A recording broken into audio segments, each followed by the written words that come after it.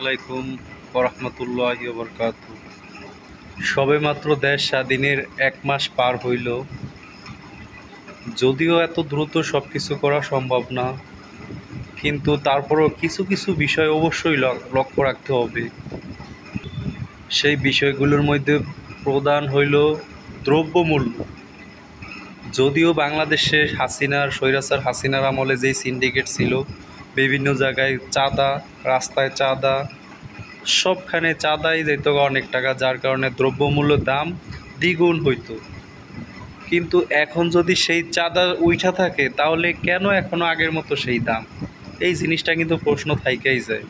এই চাঁদাটা আবার কারা দখল করে নিতেছে, কারা আবার চাঁদা নিতেছে, এই জিনিসগুলো আপনারা লক্ষ্য রাখেন। এই দ্রব্যমূল্যর দামটা প্রথমে নিয়ন্ত্রণ করতে হবে, যেটাতে বাংলাদেশের মানুষ সব থেকে স্বস্তির নিঃশ্বাস ফেলতে পারবে। প্রত্যেকটা মানুষ চাবে যে হ্যাঁ, দ্রব্যমূল্য নিয়ন্ত্রণ আসুক, দ্রব্যমূল্য আমরা সঠিক দাম দিয়ে যেন নিতে পারি। একটা গার্মেন্টসের শ্রমিক বেতন পায় কত?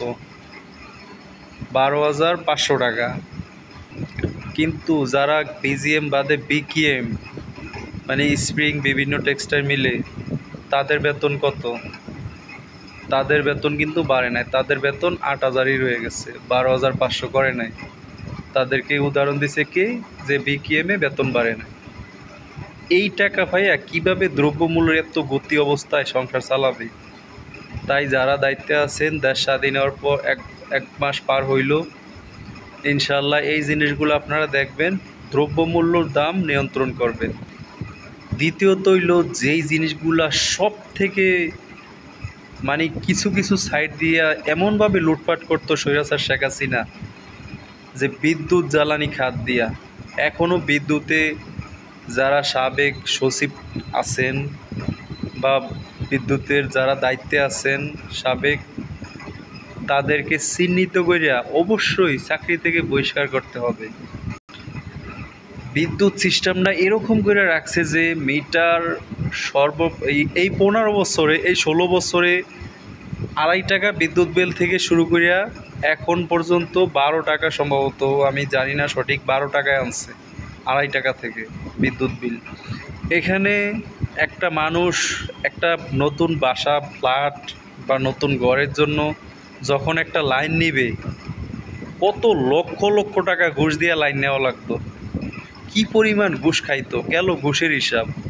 কিন্তু এই যে প্রত্যেকটা বাসা বাড়িতে যেই মিটারগুলো লাগানো আছে, এই মিটারগুলো প্রত্যেকটা বাংলাদেশের সব কটা মিটার চেঞ্জ করতে হবে। এটা সরকার করা লাগবে না, আমরা সাধারণ মানুষ আমাদের মিটার আমরা টাকা দিয়ে চেঞ্জ করবো। কিন্তু এমন মিটার দেন যেই মিটারগুলা এরকম হুদাই না চললেও কারেন্ট হুদাই বিল উঠতে থাকে, এই জিনিসগুলা পরিহার করতে হবে। এই জিনিসগুলা দ্বিতীয় নম্বরে মানুষ অবশ্যই বর্তমান সরকারের কাছে আশা রাখবে, যে এই প্রতি মাসে এইভাবে মানুষের কাছ থেকে টাকা খসায় নিতেছে স্বৈরাচার সরকার শেখ হাসিনা এতদিন নিচ্ছে। এই জিনিসগুলো এখন আপনারা লক্ষ্য রাখেন। আর এই জিনিসগুলো লক্ষ্য রাখার জন্য আপনারা প্রথমেই এই বিদ্যুৎ খাতে যেই সমস্ত বড় বড় ইঞ্জিনিয়ার বা বিদ্যুৎ খাতের জ্বালানি সচিব টচিব যারা আছেন সাবেক, এগুলারে দইরা বহিষ্কার করেন। আপনারা নতুন মানুষের দায়িত্ব দেন। সারা বাংলাদেশে 68,000 গ্রাম, এই 68,000 গ্রামে কত বাড়িতে, প্রত্যেকটা বাড়িতে বিদ্যুৎ দিছে, প্রায় 95% বাড়িতে বিদ্যুৎ আছে, বাকি 5% বাড়িতে বিদ্যুৎ নাই। এই যে বিদ্যুৎগুলা মাসে যে এত বিল আসে বিদ্যুৎ খাতে, এই বিলগুলা কোথায় যাইতো? এই বিলগুলা শেখ হাসিনা পাচার করতো। এই জিনিসগুলো এখন আপনারা লক্ষ্য রাখেন।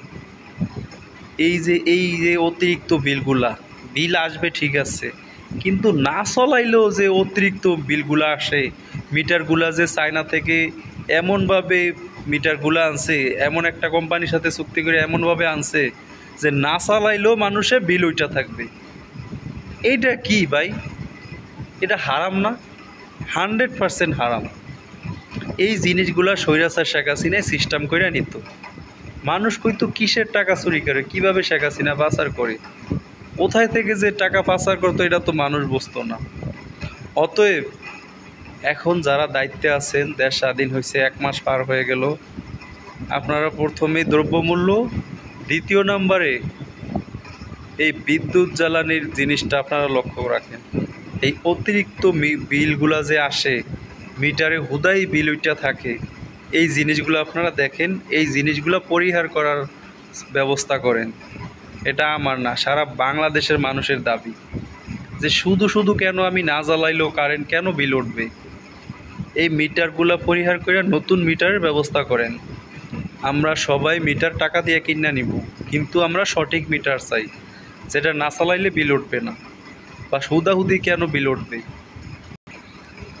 তারপর রাস্তায় বিভিন্ন জায়গায় চাঁদা দেওয়ার কারণে রাতের বেলা বিশেষ করে সদরঘাট থেকে যেই বাসগুলা ছাড়ে বিভিন্ন জায়গায়, সাভার, চান্দরা বা ঢাকার বিভিন্ন যে সমস্ত জায়গায় সদরঘাট থেকে যে সমস্ত বাসগুলা ছাড়ে, এই বাসগুলাতে স্বৈরাচারের আমলে পুলিশদেরকে টাকা দেওয়া লাগতো 1700 না 2000 না 2500 টাকার মতো দিত আনুমানিক, শুনছি এরকম। তো এই টাকাগুলা দেওয়ার কারণে এই বাসের কন্ট্রাক্টররা কী করতো, যাত্রীদের থেকে 80 টাকার ভাড়া নিত 150 টাকা, মানে ডবল ভাড়া নিত। এই জিনিসগুলো আপনারা লক্ষ্য রাখেন পুলিশের দ্বারা, যে এখন যেহেতু পুলিশ ঘুষ খাবে না, তাহলে কেন ওরা এরকম অতিরিক্ত ভাড়া নিব।